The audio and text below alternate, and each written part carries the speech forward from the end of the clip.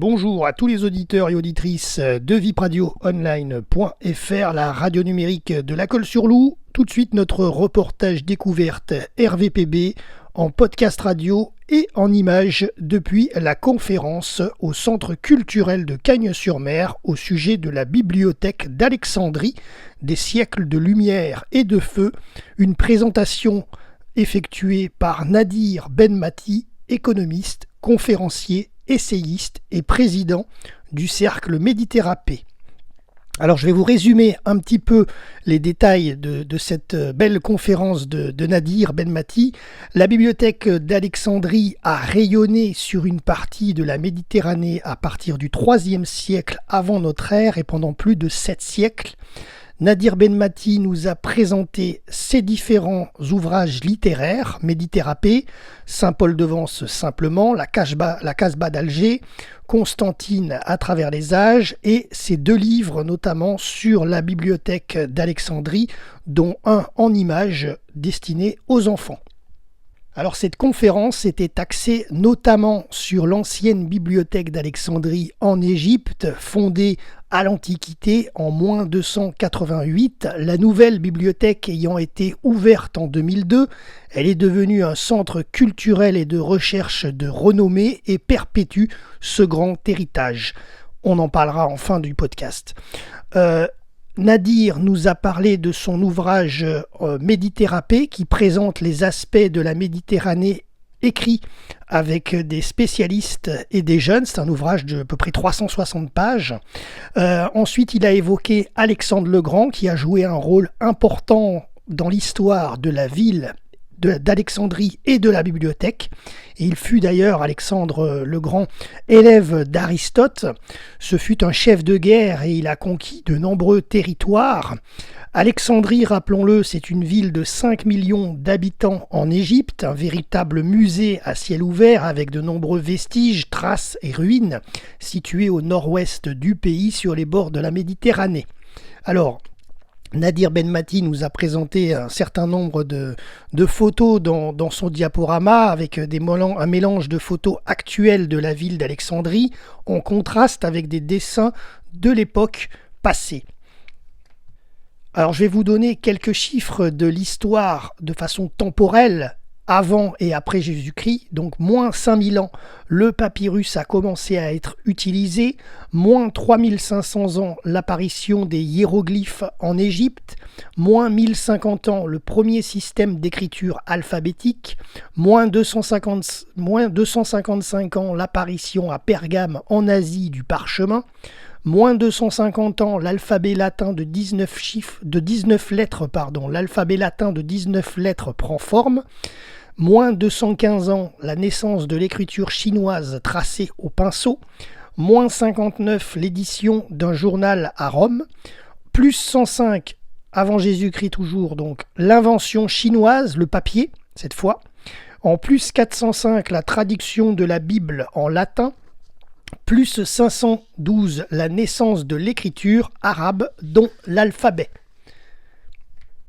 Alors ensuite, Nadir nous a expliqué le rôle d'un scribe à la bibliothèque d'Alexandrie en Égypte et le rôle du copiste. Alors un scribe, lui, connaissait au moins 2 langues et en fait le scribe, il était là pour écrire, traduire. Le copiste, lui, il recopiait les écrits et les manuscrits quand ils arrivaient à la bibliothèque d'Alexandrie l'ancienne, avant qu'ils ne se détériorent, parce que le papyrus s'abîmait énormément. Ça ne voyage pas spécialement dans le temps, le papyrus. Il y a beaucoup de papyrus qui ont été dégradés. Alors, ils arrivent, bien sûr, maintenant, avec nos technologies, à les conserver, mais à l'époque, ils n'y arrivaient pas forcément. Donc, il y avait des copistes qui recopiaient les écrits dès que l'écrit commençait à s'abîmer fortement. Il nous a ensuite parlé de différents supports d'écriture, pierre, os de bœuf, carapace de tortue, argile, papyrus, parchemin et papier. Et Nadir nous a indiqué qu'aujourd'hui, par exemple, ce qui est vrai, une clé USB de 32 Go pourrait contenir 700 000 rouleaux de papyrus de la bibliothèque d'Alexandrie. Vous voyez, c'est pour vous situer un petit peu la grandeur de tout ce qui peut rentrer maintenant dans du format numérique comme on a aujourd'hui dans la vie de tous les jours.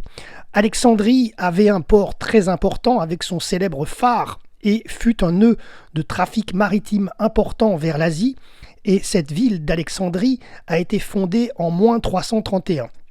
Ensuite, Nadir nous a évoqué quelques grands noms de personnages qui ont joué un rôle dans la recherche à l'époque de l'Antiquité: Aristote, Archimède, Sidoïne, Apollinaire, Hypatie d'Alexandrie, cette femme dont un film a été fait sur elle en 2009 avec Rachel Weisz. Ensuite, Nadir nous a expliqué que la bibliothèque et la ville d'Alexandrie ont subi de nombreux dégâts en 272 et en 47 avant Jésus-Christ, il y a eu un feu énorme dans toute la ville.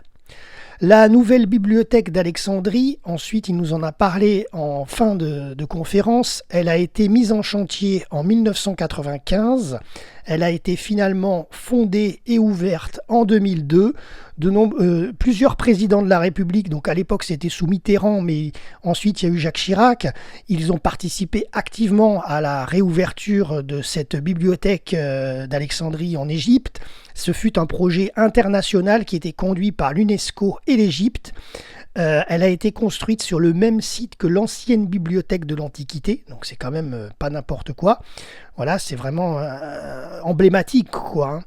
Elle est là, cette bibliothèque d'Alexandrie de nouvelle génération, pour renouveler l'héritage historique, favoriser la diffusion du savoir et promouvoir le dialogue interculturel. 5 millions d'ouvrages sont présents, dont les 2 ouvrages sur la bibliothèque d'Alexandrie de Nadir Benmati. Ensuite, il nous a expliqué qu'il y avait des salles de lecture sur 7 niveaux. Il y a des salles d'exposition aussi. Et on est arrivé sur la fin du diaporama de la conférence avec des photos de cette nouvelle bibliothèque d'Alexandrie qui nous emmène en voyage. Ça vraiment, en sortant de cette conférence, on n'a qu'une envie, c'est d'aller en Égypte pour aller la visiter. Donc on voyait à travers ces images et ces clichés les salles d'exposition, les salles de lecture, les vues extérieures. Vous en avez une dans notre diaporama aussi. Voilà. Et ensuite, il y a eu un temps d'échange, questions-réponses entre le public présent de Cagnes-sur-Mer et avec donc Nadir Benmati, notre conférencier. Il y a eu également, on la salue, la présence de Laurence Trastour-Isnard qui est élue à la ville de Cagnes-sur-Mer, et la directrice du centre culturel de Cagnes était aussi présente. Voilà. Si vous voulez en savoir plus sur cette belle bibliothèque d'Alexandrie, vous pouvez aller sur le site officiel www.bibalex.org. Voilà. C'est tout pour ce podcast. J'espère que ça vous a donné envie d'en savoir plus sur cette bibliothèque d'Alexandrie, et n'hésitez pas à aller lire les livres de Nadir Benmati que vous pouvez retrouver sur notamment sa page Facebook. Vous le tapez dans la zone de recherche et vous pouvez le retrouver, mais on lui fait aussi régulièrement quelques promos, donc vous pouvez les retrouver sur nos réseaux, il n'y a pas de souci. C'était Jérôme pour RVPB, vipradioonline.fr.